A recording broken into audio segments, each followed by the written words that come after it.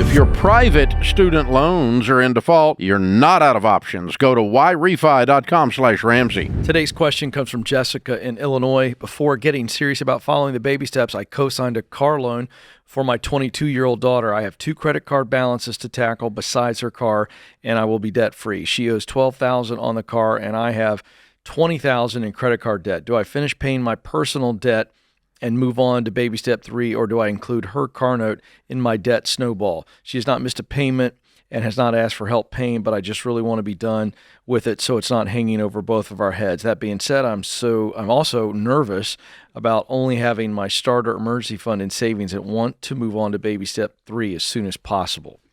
Yeah. Tell her, Dave. Well, we're going to pay off the car after you pay off your credit cards because the car is under control. Right now, it's not in panic, so we'll put it at the back of the debt snowball and clear your credit cards and then clear the car. And then work something out with your daughter so that she repays you since you're paying off her car early, okay? Because there's several problems with this that lay in the future. If she gets laid off, gets in a car wreck, has a medical event, anything like that, this is going to come back on you. It's what we call a contingent liability, which means it's a liability, and meaning they're going to come after you. And by the way, they're going to come after you really fast, and they're going to skip over her because they never thought she was going to pay it in the first place. That's why they wanted a cosigner. And so they're going to come straight at you if something goes wrong. And I mean, I'm not predicting horrible things happening to your daughter, but, you know, life just says things happen. And that's why we never cosign. So I have co-signed, and I ended up paying it. And when I went bankrupt in my 20s, a friend of mine had co-signed for some stuff, and he ended up paying it.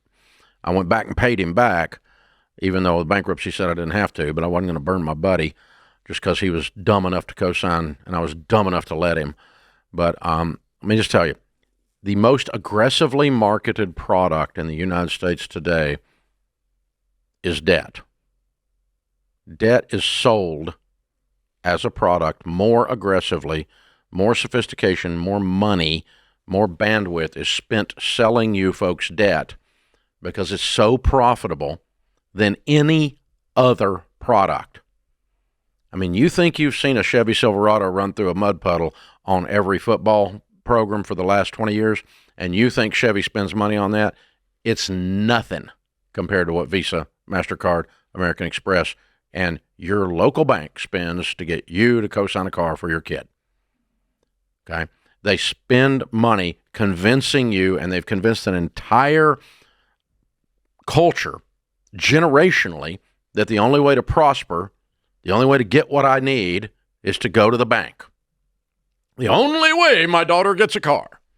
They've convinced you and brainwashed you of that so that you co-sign because she couldn't get the car on her own. Now, if debt is so profitable that they will literally fire a teller if they don't get enough home equity loan applications in while you're making deposits. Victoria's Secret literally does not sell small underwear. It really sells credit cards.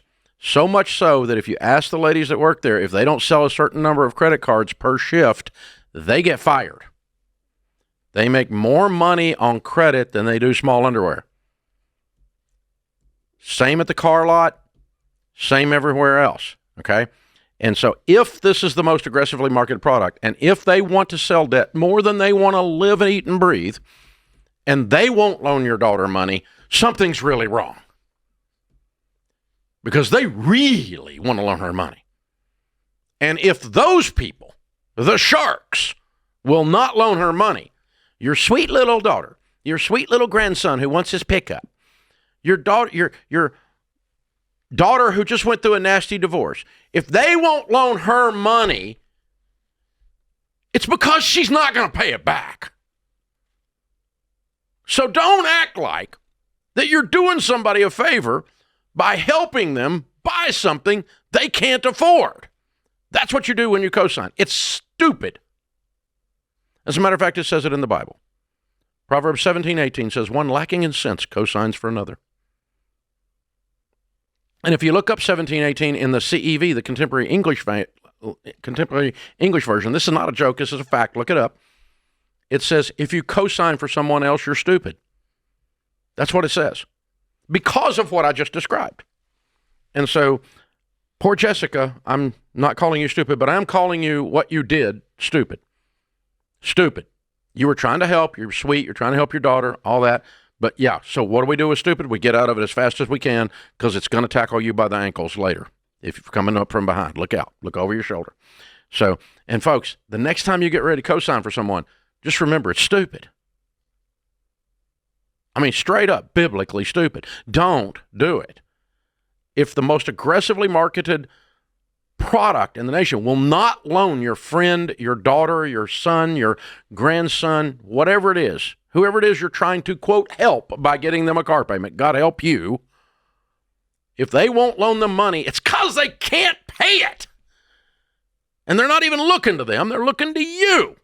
And that's what this is for. So please, and I've done it. I'm not saying it. It's been decades ago, but I still remember how stupid I felt when I wrote those checks. I knew this. I knew this guy was a deadbeat. I knew the bank was right. The bank wouldn't loan him money, but I'm so smart. I'm going to help him. And then I get to pay the bill. And you know what I wrote on the 4 column on the check? Stupid tax. That's good. I paid some stupid tax. Tax on your life when you're stupid. And I paid plenty of stupid tax in my life, and some of y'all have too.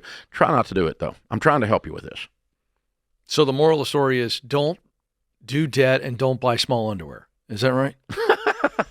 Ken, you're very precise on your listening folks, skills. I am locked in.